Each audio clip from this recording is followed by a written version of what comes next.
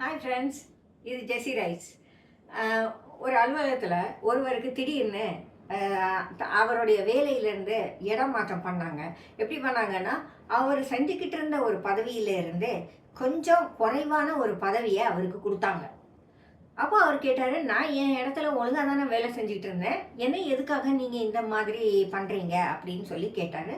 யாருமே அவருக்கு அது பதில் சொல்லலை. சொல்லாமல் நீங்கள் உங்களுக்கு இதுதான், நீங்கள் இங்கே தான் வேலை செய்யணும் அப்படின்னு சொல்லிட்டாங்க. முதல்ல இவர் ரொம்ப வருத்தப்பட்டார். என்ன இப்படி பண்ணிட்டாங்க, நான் எவ்வளோ சின்சியராக வேலை செஞ்சேன், என்ன போய் இந்த மாதிரி ஒரு பதவிக்கு இறக்கிட்டாங்களே, நான் அப்போ செஞ்ச வேலையெல்லாம் வீணாக போகுதில்ல அப்படின்னு. அப்போ அங்கே இருந்த சீனியர் ஒருத்தர் சொன்னார், அரசியல் இல்லாத அலுவலகமே இருக்காது தம்பி, நீங்கள் உங்களுக்கு நடந்ததை பற்றி கவலைப்படாதீங்க, அதுக்கு பதிலாக உங்களை நீங்கள் ரீஃபோக்கஸ் பண்ணுங்க. இந்த பதவியில் நீங்கள் எப்படி நல்லா வேலை செய்யலாம், இங்கே இருந்து நீங்கள் இன்னொரு பெரிய இடத்துக்கு போகிறதுக்கு உங்களை எப்படி தயார் செய்யலாம்னு நீங்கள் பாருங்கள். நீங்கள் உங்களை இதை பற்றியே யோசித்து வீணாக போயிடாதீங்க அப்படின்னு அவர் சொன்னார். திரும்ப திரும்ப யோசிங்க, நீங்கள் இங்கே உட்கார்ந்துக்கிட்டு அடுத்தாப்புல உங்களை எப்படி இம்ப்ரூவ் பண்ணலாம் அப்படின்னு. கொஞ்ச நாள் புலம்பிக்கிட்டே இருந்த இந்த தம்பி என்ன பண்ணாங்க, அதுக்கப்புறம் இந்த இடத்துல இருக்கிற வேலைகளை நல்லா படித்தாங்க, நல்லா செய்ய ஆரம்பித்தாங்க. இங்கே இருந்து ப்ரமோட் ஆகிறதுக்கு என்னென்ன படிக்கணுமோ அதையெல்லாம் படித்தாங்க. காலம் மாறிச்சு. ஒரு 4-5 வருஷம் கழிச்சு இவர் எதிர்பாராத ஒரு ப்ரமோஷன் அவருக்கு கிடைச்சிது. லைஃப் எப்பவுமே நம்மக்கிட்ட இது மாதிரி சில கேம்களை ஆடத்தான் செய்யும். ஏன்னா நம்மை சுற்றி இருக்கிற மனிதர்கள் எல்லாருமே அரசியல் செய்கிறவங்களாக தான் இருப்பாங்க. அரசியல்லேருந்து விலகி இருக்க நம்மளால முடியாது.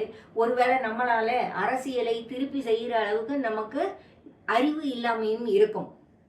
அப்படி இருக்கும்போது எந்த இடமா இருந்தாலும் சரி, அந்த இடத்துல நாம் நம்மளுடைய திறமைகளை, நம்மளுடைய வேலை திறமையை, அறிவை காட்டுறதுக்கு, எஸ்டாப்ளிஷ் பண்ணுறதுக்கு நாம் முயற்சி பண்ணுவோமா இருந்தால் ஆட்டோமேட்டிக்காக நமக்கான கதவுகள் திறக்கும். ஏன்னா வேலை செய்கிறவங்க கண்டிப்பாக வேணும். அரசியல் பண்ணுறவங்க ஏதாவது வழியில் உள்ளே உட்காந்துருப்பாங்க. அதை பற்றி நீங்கள் கவலைப்படாதீங்க. ஒரு ஆஃபீஸில் 10 பேரும் அரசியலே பண்ணிக்கிட்டு இருந்தால் வேலை யார் செய்வா? வேலை செய்யறதுக்கும் 4 பேர் வேண்டி இருக்கும். அந்த 4 பேரில் ஒருத்தராக நம்ம போக முடியும் இல்லையா? நமக்கு வேலை மட்டும் போதும், எனக்கு அரசியல் வேண்டாம், அனாவசிய வம்பு தும்புகள் வேண்டான்னு நீங்கள் நினச்சிங்களா இருந்தால் உங்களுக்கு வருகிற பின்னடைவுகளை பற்றி நீங்கள் கவலைப்படாதீங்க. பின்னடைவுகள் ஒரு நாளும் நம்மைய அப்படியே கொண்டு போய் குழியில் தள்ளிடாது. நாம் திரும்ப நம்மளே ரீஃபோக்கஸ் பண்ணிக்கலாம். வேற ஒரு இடத்துக்கு முன்னெடுத்து நம்மளை நாம் முன்னேறி போக முடியும். ஆகையினால எந்த வகையான பின்னடைவுக்கும் நீங்கள் கவலைப்படாதீங்க. தொடர்ந்து நீங்கள் ஃபோக்கஸ்டாக இருங்க. உங்கள் வேலைகளை தொடர்ந்து செஞ்சுக்கிட்டே இருங்க. அடுத்தடுத்த படிக்கு நீங்கள் போகிறதுக்கு உங்களை நீங்கள் தயார் பண்ணிக்கிட்டே இருங்க. நீங்கள் நிச்சயமாக ஜெயிப்பீங்க. உங்களுக்கான கதவுகள் கண்டிப்பாக திறக்கும்.